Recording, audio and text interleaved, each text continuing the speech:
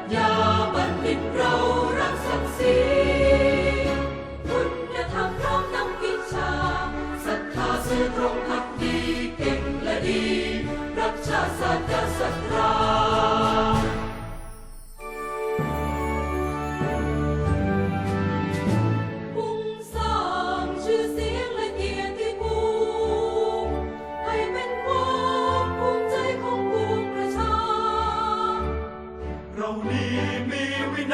ปรากฏไกลชื่อเสียงนานมา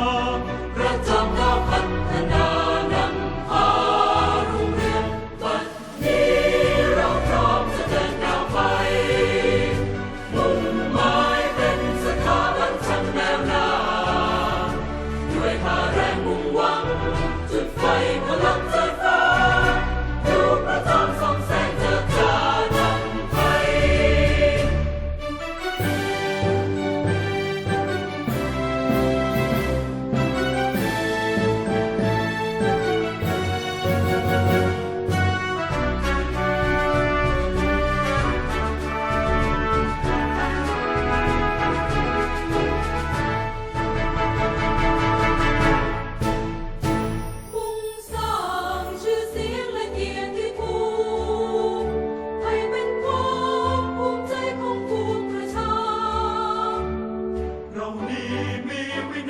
ปรากฏ